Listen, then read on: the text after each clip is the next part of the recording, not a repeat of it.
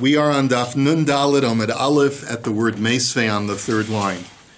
The Gemara is maintaining, in this whole discussion of the features, the dimensions of the Mizbeach, we know that there's this base that protrudes 1 amma and is 1 amma high on the Mizbeach, and it is called the Yesod. As your diagrams invariably in whichever Gemara you're using indicate, the Yesod was only on two sides of the Mizbeach, on the western side and on the northern side. Those are considered to be the two more prominent or important sides of the Mizbeach. The west side, because it faces the Kodesh Kadashim, and the north side, because that's where Hashem declares that you're supposed to shecht all Kodshei Kodshim. Right? So the north side and the west side are always the more important, and those are the ones that have the full Yesod. In addition to that, the Yesod hugs and curves around the two corners that are associated with the north and the west side, in addition to both, not only the northwest corner, but also the northeast corner and the southwest corner. In other words, there are three corners that are surrounded by the Yesod. However, the Yesod only hugs around the corner for 1 amma on the south side and on the east side. The rest of the south side and east side do not have a Yesod at all.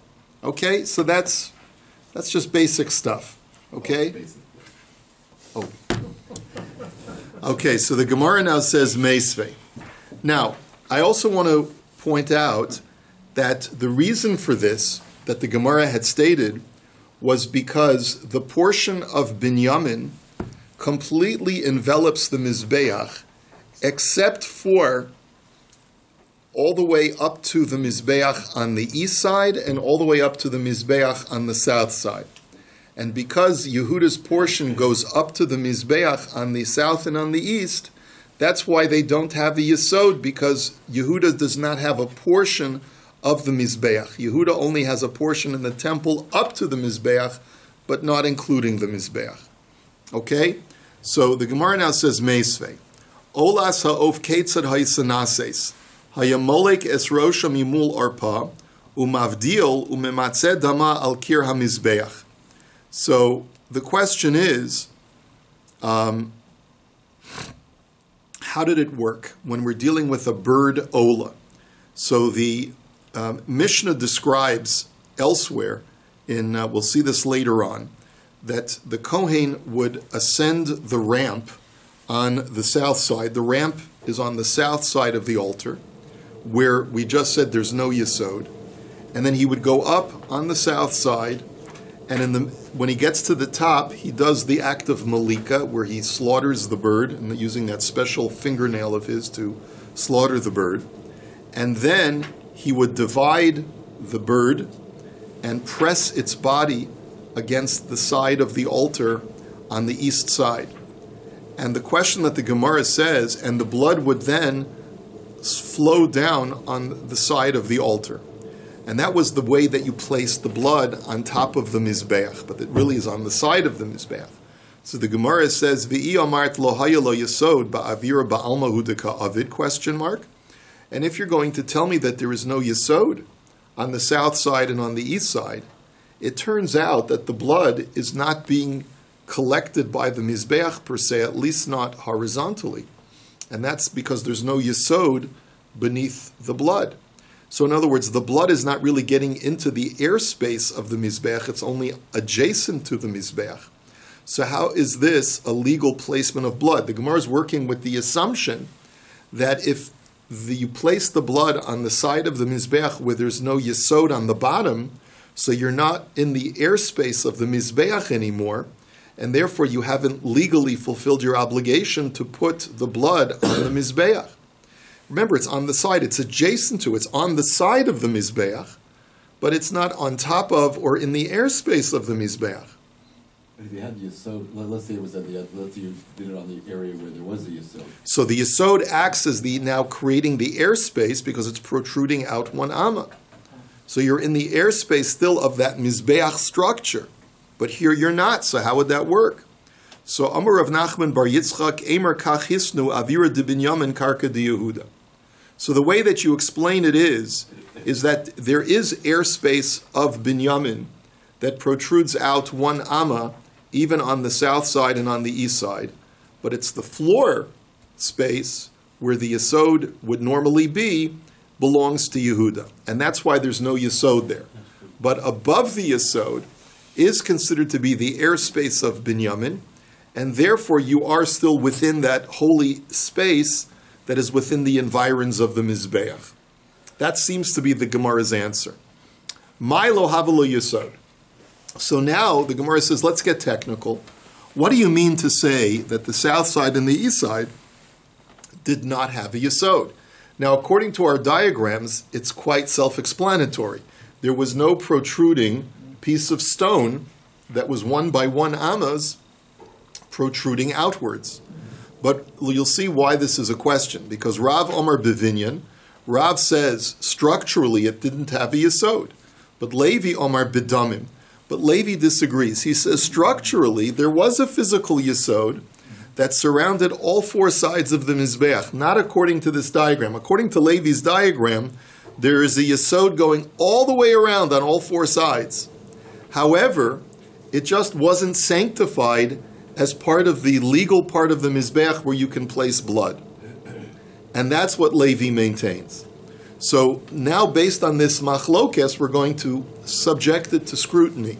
So first, Rav Mitargem ba'achasante yasvani madbicha, and Levi Mitargem ba'achasante yasvani makdisha, or mikdisha. So the Gemara now says, if you take a look at the pasuk in the Torah which talks about Binyamin's portion, because we had established yesterday that the Mizbeach is completely within the portion of Binyamin, so it says, Yedid Hashem Yishkon Lavetach Alav, that he is the beloved of Hashem, and therefore Hashem dwells upon him.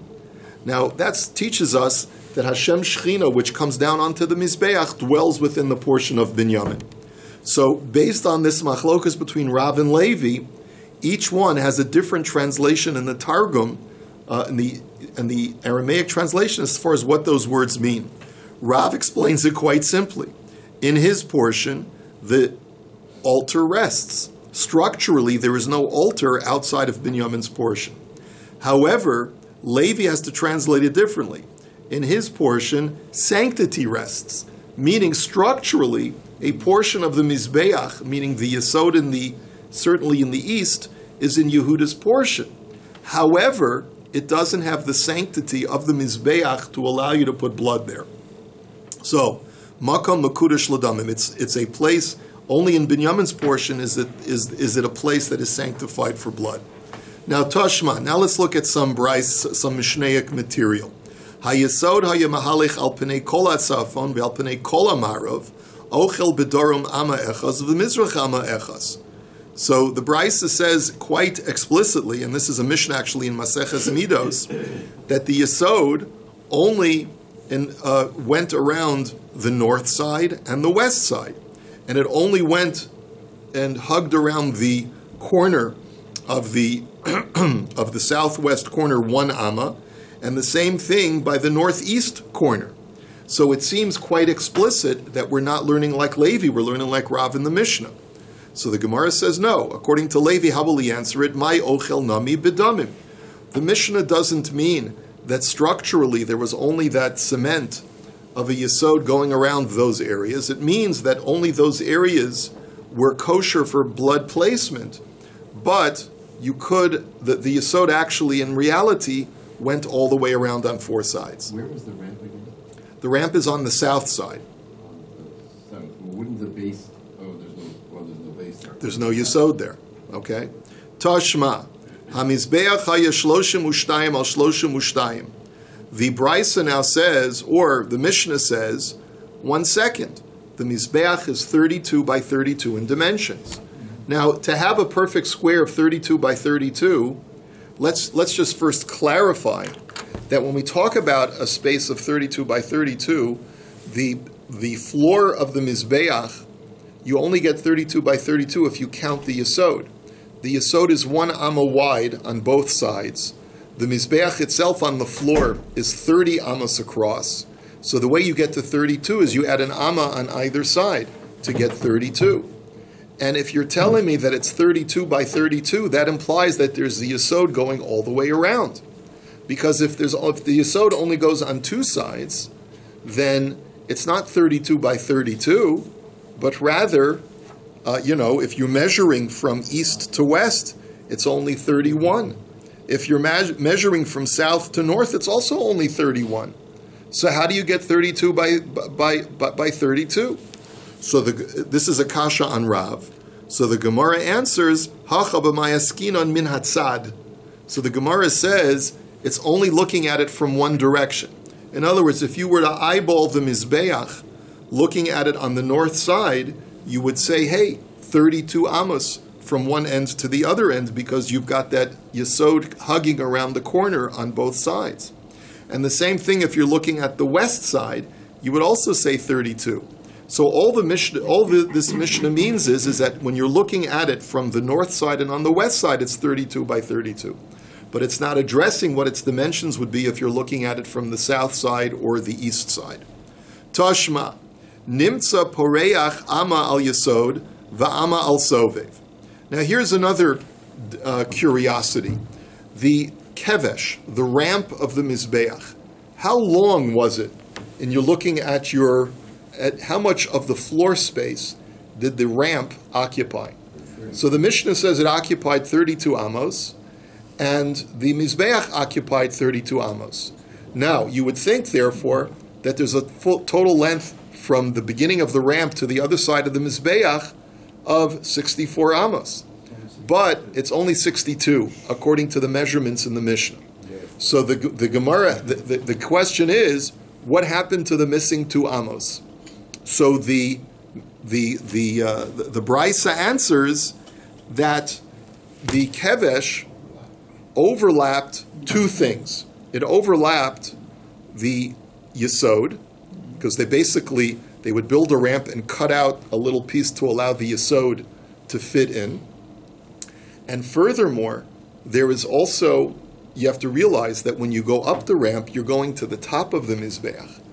The dimensions of the top of the Mizbeach are not 30 by 30, but are rather 28 by 28. So let's consider this for a second. The Yesod on the floor is 32 by 32. You go up, and it's now 30 by 30, because the Yesod only goes up 1 amma. You then go up an extra 5 ammas, and you're now 30 by 30.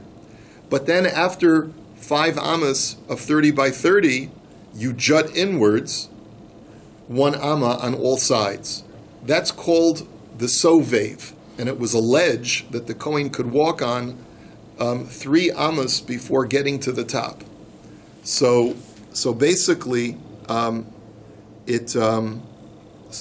that's where he stood when he did That's where he stood when he did some of the avoda. So therefore, when you get to the top of the Mizbech, it's only 28 by 28, right? So, 1 amma is plenty, Mendel.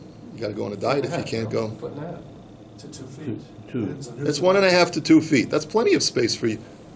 That's a pretty significant ledge. I mean, unless you're drunk or something, It's a drink. You're not allowed to drink. That's right. You might fall off the ledge. But anyway, so when you get to the top of the Mizbeach, it's only 28 by 28. So what the Mishnah is explaining is that since the kevesh went up to the top, and so it overlaps the sovev, it overlaps the yesod. Those are 2 amos, and that's where you compensate for the missing 2 amos. So on the floor, from the beginning of the ramp to the other side of the Mizbeach is 62 instead of being 64. How wide was the ramp? I mean, did it take up the entire... Well, we'll have to see, but it seems like it took at least almost the entire width, but I don't remember exactly the exact dimensions of the kevesh. The Gemara will tell us at some point.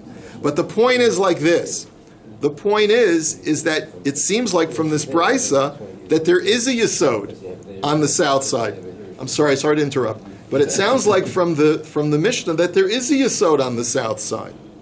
There is a yesod on the south side, because that's what the Mishnah is saying, is that the kevesh overlapped on top of the yesod on the south side. So how can you, Rav, tell me that there's no yesod? So the Gemara answers, Ema keneged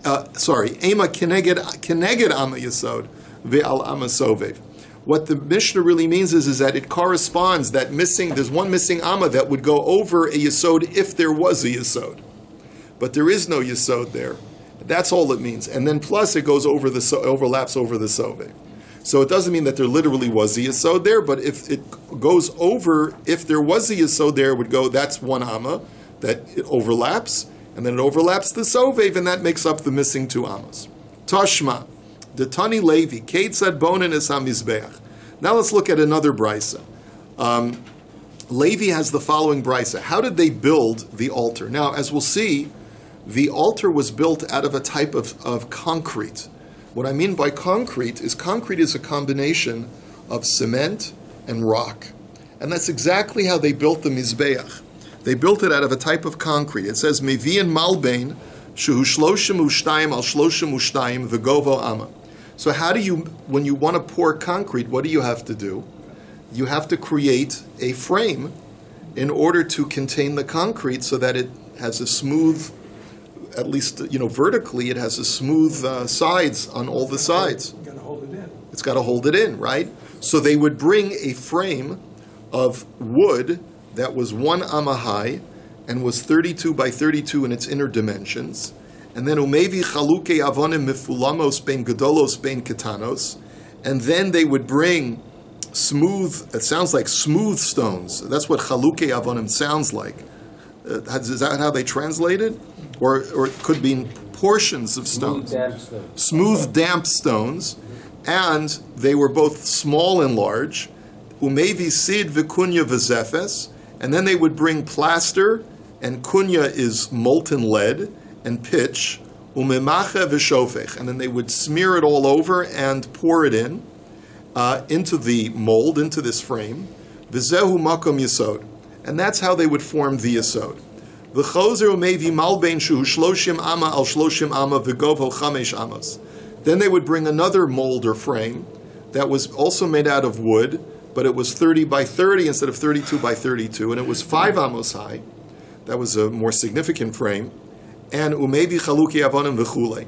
And they would do the same thing, take those same ingredients, pour it into the frame. Where did they find out this? No, this is the Beis HaMikdash. This is not the Mishkan.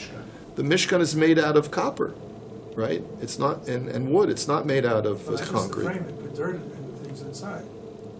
In the Mishkan, that's the outside that you put a dish inside. No, they wouldn't put dirt if they're traveling with it. Why would they put dirt in it? They had to build up the inside of it was hollow. It was presumably hollow.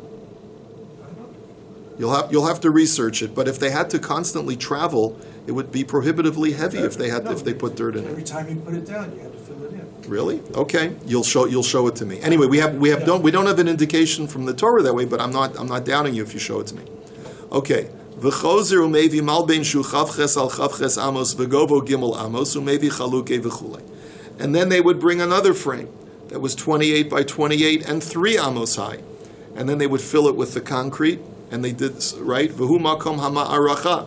And that would go all the way up to the top, and that would be the top of that would form the top of the mizbech. But you're still only up 9 amos. You got 1 amma for the yesod, 5 amos for the 30 by 30, 3 amos of the 28 by 28. Where's the extra amma? Because the mizbech is 10 amos high. The answer is it's from the karnot. It's from the horns or the corners of the mizbech that protrude upwards. That's where you get the extra amma. V'chozer mevi malbein shehu amma al amma umevi chaluke avonim mifulamos bein gedolos bein ketanos umevi zefes v'kunyum u'macha v'shofech v'zehu keren. So they would bring another mold that was 1 amma by 1 amma by 1 amma, put it on the corner, fill it with concrete in the same way, and that was the keren. That was the corner. V'chein l'chol keren v'keren. They did it all with the other 3 corners as well. So the question is like this: what do we see from this brisa? That the framing for the yesod was 32 by 32. which means that the Yesod goes around the entire circumference of the Mizbeach, like Levi, and not like Rav's. It's a Kasha on Rav. So the Gemara says, V'chi tema degayis le avonim shleimos tiksiv. You can't tell me that they created the concrete 32 by 32 and then chiseled off one amma on the south and one amma on the east. He says, because when you break off concrete, you end up with something that's not smooth. And the Torah says, avonim shalemos, it has to be complete and smooth on the surface of the Mizbeach. So you can't break off concrete, chisel off concrete. So the Gemara answers, demachis midimitu say v'shakale. So the answer must be is that they created a 32 by 32 frame, but they also filled in that area where the Yesod was not supposed to be according to Rav, they filled that in with wood as well. And then when the concrete hardened, they would just remove that part together with the outer frame.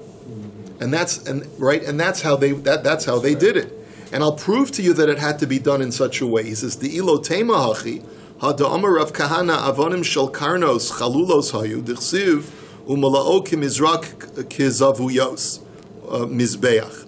He says, the corners, those horns on the side of the mizbeach on top, on all four corners, so the Brisa says that they were hollow, because you could pour things into it, as we know from a pasuk in Zechariah, that the pasuk describes it as umalu kamizraki. They would be filled up like a bowl, kizaviyos mizbech, like the corners of the altar. So we know that they were hollow to allow them to contain, I guess, some kind of libation. It's not clear. So the Gemara says, hachanami avanim shlemos amar rachmana. How did they get hollowed out corners if you're filling it with concrete? You can't tell me that after they filled the concrete, they drilled into it, because again, you would be left with a cragged surface. So the answer must be, Ela demachis midi mitu se v'shakale, hachanami demachis midi mitu se v'shakale. So you must conclude that in order to create hollowness in the corners, they had to fill the mold with something on the inside to allow the concrete to form all around it and create a hollow center, right? And the same thing you have to say, therefore, over here, is that when they filled up the 32 by 32 frame for the Yesod, they put in pieces of wood to block off the concrete from filling up those places on the south and on the east side that did not have a Yesod. Darash Rava, Mai dichsiv vayelech Davidu Shmuel vayeshvu binoyos birama. So there's a pasuk in Shmuel that says that David and Shmuel, this is, of course, before the temple is built, David and Shlomo go and they dwell, Shmuel rather, they go and dwell in Noyos in Ramah. Now the Gemara's assumption is Noyos and Ramah are two separate places. V'chima inya Noyos eitzel Ramah. So what do they have to do with each other? Which one? Where were they residing? Ela shahayu yoshvin barama va'oskin b'noyos shel olam. So the answer is that they were convening in Ramah, and the word Noyos is not the name of a place, but rather they were engaging in where are we going to place the beauty of the world, which is another way of describing the temple. That's what the word Noyos means. So Amri, their dilemma was, Hashem never told us where the temple is supposed to be situated. Where are we supposed to put it? So Amri ksiv v'kamtavi alisa el hamakom. So they said, look, the Torah says you shall arise and go up to the place which Hashem shall choose. So what is that place? Melamed shebeis hamikdash gavo mikol Eretz Yisrael, ve'Eretz Yisrael gavo mikol aratzos. Well, this teaches me that the temple must be on the highest point in Eretz Yisrael. And Eretz Yisrael, if you're outside of Eretz Yisrael, is higher than all other places. But the question is, where is that place in Eretz Yisrael that is the high point that we're supposed to go up to? So lo havu yadi duchti heicha. So they didn't know where it was. So you would think, so why not say the Chermon, right? Why not say the Chermon? So the answer will be, as you'll see, it'll become clear that they have to go to a place where there's a shevet, whose shevet contains these high points, the highest altitudes, I guess, overall in that shevet. It's what it seems like. So Aisu Sefer Yehoshua. So they pulled out a book, Sefer Yehoshua, which talks about the topography of Eretz Yisrael, where all of the Shvatim went and conquered. And Ksiv Vayered Va'ala, hagavul, v'toar hagavul. And they noticed that all of the verbs that describe the different portions that the different shvatim inhabited, for some of them it says v'yorad va'ola, that it says both that you would go down and go up in order to get to this area. And in other places they saw that it says v'toar hagavul, the description of the boundaries, but it didn't describe going up or going down. So some of them, by some of the shvatim, it described both going up and going down. And for others, it didn't describe any type of elevation or descent. But b'shevet binyamin, va'ola ksiv v'yard lo ksiv. But it's only by shevet binyamin's portion that it says that you would go up to get there, but it doesn't say anything about descending. So therefore, that taught them that Amrishmami na hachahu mekomo. So we see that Binyamin's shevet has, as far as overall topography, has the highest elevation. And therefore, we must conclude that we're supposed to build the temple in the shevet, in the chelak of Binyamin. So Savr lemivnaye be'ein itim demadli. So they thought, let's choose the highest altitude in the shevet of Binyamin, and they found a place called Ein Itim, which has the highest elevation. But it is removed, however, says the Gemara. I think that's what the word demadli mean. It could mean that it's got the highest elevation, but it could also mean that it was inland from Shevet Binyamin, not on the border of Shevet Binyamin where the temple is today. So Amri Nisni Bei Khalil, Nitsi Bei Khalil. But then they said, no, we need to not make it at the highest point of Binyamin, we need to lower it somewhat. Overall, Binyamin has the highest altitude. But we can't put it on the highest point of Binyamin. You know why? Because Kedichsivu Ven Kseifav Shachem. Because the pasuk by Binyamin says that God dwells among his shoulders. It doesn't say that God resides on his head, which is the highest point of a human body, but rather between the shoulders. So that indicates that it's not at the highest point in Shevet Binyamin, something a little bit lower than the high point. V'ibo esema gemiri de Sanhedrin bechelko de Yehuda shchina bechelko de Binyamin v'imadlinon lei mispalig tuva. Another explanation is why they knew that it couldn't be an Ein Itim is because, the girsa should be the Ika da Amri. Some learn that the whole girsa is like this. They said, we have a tradition that the Sanhedrin is going to be in the Shevet of Yehuda, because the pasuk says, Lo Yasser Shevet mi Yehuda, that Umechokek mi bein Raglav, that the Sanhedrin must always be in the Shevet of the Chelek of Yehuda. And we also know that the Sanhedrin has to be adjacent to the temple. So if we were to make the temple in Ein Itim, which is inland, there would be no adjacency to the Sanhedrin, so it can't be in Ein Itim. So mutav denitzisi beporta kidichsivu venksefav shachem. And furthermore, we need to lower it a little bit because God says that he shall dwell in the shoulders of Binyamin. So based on both of those arguments, they moved it to where the Har Habayis is today. And that's how they concluded that it's got to be on the Har Habayis, which is an elevated area, right? It is on a hill, but it's not the highest point of Binyamin. It's only an elevated portion of Binyamin. And by the way, Doeg HaEdomi, who was the wisest man during the lifetime of David, became very jealous because David was able to surmise where the temple was supposed to be built when even Doeg himself couldn't figure it out. As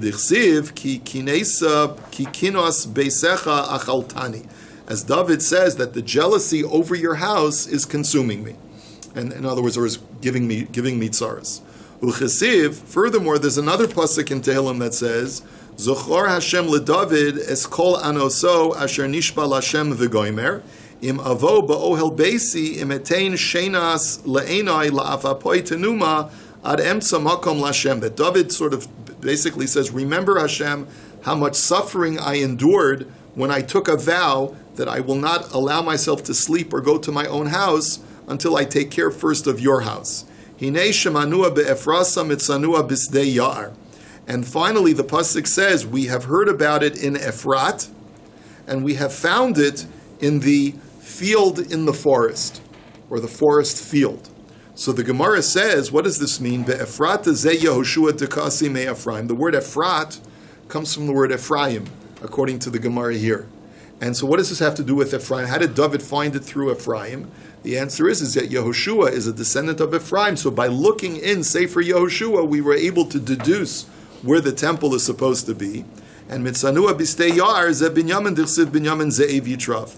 And we found the temple in the field of the forest refers to Binyamin because Binyamin is compared to a wolf in the pasuk, and a wolf resides in the forest. So therefore, that's how we knew that it was through Sefer Yehoshua that it was supposed to be in the chelak of Binyamin. There was no Mesorah where Har HaMoriah was.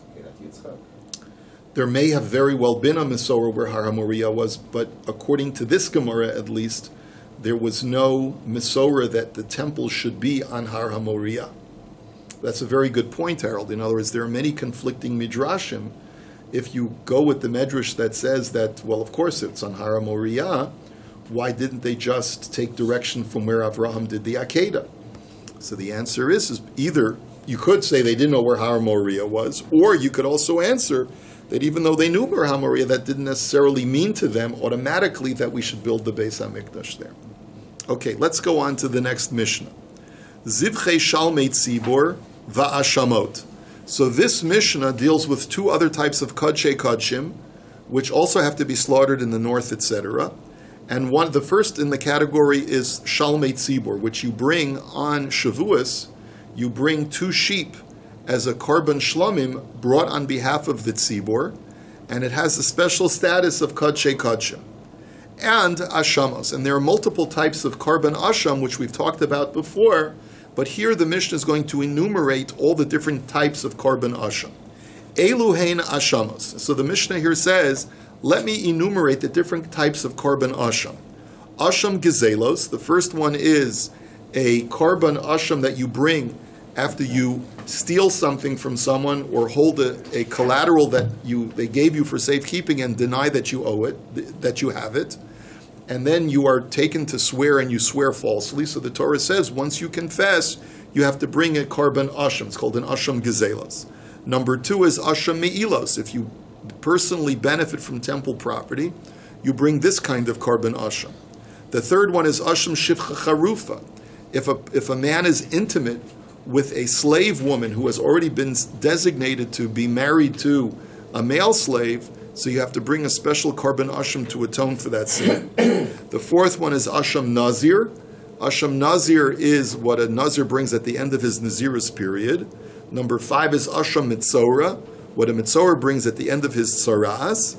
And the 6th one, which is different from the first 5 because it's brought for doubtful sin, is asham talui, which we've talked about before, the type of asham where you would normally, for the type of sin that we're dealing with, you would have brought a korban chatas, but since you're in doubt whether you committed the sin, you bring what's called an asham talui. Now, in all of these cases, shchitasin b'tzafin v'kibul damin b'chlisharis b'tzafin. As we've said all along, by kodshei kodshim, you need to slaughter it in the north, you need to do the kabbalah in a klishares in the north. The daman ton shtei matano shehin arba. And when you do the blood placement on the mizbeach, you have to put it on the 2 corners, which will cover all 4 corners. In other words, you put it on the 2 corners that have the yesod wrapping or hugging around them, which is the northeast corner and the southwest corner. And on those 2, you put the blood, but you make sure that the blood gets placed on the corner going out on both sides, so that invariably the mizbeach has blood placement on it on all 4 sides. And furthermore, you can only eat the meat of that korban if you are inside the temple. Lezichrei kahuna can only be eaten by kohanim, in contrast to, let's say, kodshim kalim, which can be eaten by a Yisrael. B'chol ma'achal, and you're allowed to prepare the meat from the korban in any way that you like. In other words, cook it in any way that you prefer. Liyom v'layla, you can eat it that day that the korban is brought, plus into the night, ad chatzos, until midnight. Let's take a look at the Gemara, just a few lines, because tomorrow's daf is a little bit longer. Minolan deboy tzafam. How do you know that for the Shalmei Tzibor, it has to be on the north? Because normally a korban shlomim is not dafka slaughtered in the north. It's only with this kind of shlomim that is brought on behalf of the Tzibor for Shavuos that it has to be brought in the north. So how do we know this? So the Tani Rabba Rav Chanan Kamei de Rabba Va'asisem Si'ir Izim Echad Lechatas U'Shnei Chavasim Lezevach Shalamim. Because the Torah, in talking about what you're supposed to bring on Shavuos, says bring a goat as a chatas offering, and then 2 sheep as a shlamim offering. Ma chatas b'tzafan av shalmei tzibur b'tzafan. So the Torah connects the chatas to the shlamim on Shavuos to tell you that just like the chatas must be in the north, so too must this shlamim. So Amar le Rava v'chi chatas mehechan lameda me'ola davar lamed behekesh chozer melamed behekesh question mark. So Rava says, 1 second, how do we know that a chatas is supposed to be shechted in the north? It's only through its connection to the ola. And remember, by kadshim we do not apply the transitive property. So you can't say that davar lamed behekesh chozer melamed behekesh, something that is derived through a scriptural connection to something else. Just because A is connected to B and B is connected to C, you cannot connect A to C. So therefore, how do you see that the shlamim is supposed to be in the north? So Elamiditani Rav Mori Berei de Rav Kahana al Olosechem ve'al Zivchei Shalmechem. So the answer is from a different pasuk. When the Torah in Parshas Baha'aloscha, which we just read, talks about the trumpets, it says that you shall blow the trumpets when you bring your burnt offerings and you bring your shlamim offerings. So the Torah in this pasuk puts the ola and the shlamim together. Ma'ola kodshe kodshim av zivchei shalmei tzibor kodshe kodshim. Ma'ola bitzafan av zivchei shalmei tzibor bitzafan. So what is the purpose of that? To tell you that just like the ola is kodshe kodshim, the shalmei tzibor is also kodshe kodshim. Just like the ola has to be slaughtered and it's avoda in the north, so too for the shalmei tzibor on Shavuos. Ela hekesha kama lamai asa. So the Gemara asks, well, then why did the Torah, once you've established it from this pasuk, why did the Torah by Shavuos connect the korban chatas to the korban shlamim? For what purpose did it make the connection? Ki chatas, ma chatas ena ne'echeles el zichrei kahuna, av zivchei shalmei tzibur lezichrei kahuna. It's to tell you a different halacha. Normally a korban shlamim can be eaten by the owner of the korban, even though he's not a kohen. But because the shalmei tzibur, you could have argued, what is shalmei tzibur? Who does it belong to? It belongs to the tzibur. So let the tzibur partake in the eating of the shlamim. The chiddush is, the Torah connects it to the chatas to tell you, we do not say that. Just like a korban chatas can only be eaten by male kohanim, so too the shlamim on Shavuos can only be eaten by male kohanim. And this is where we'll hold it for today.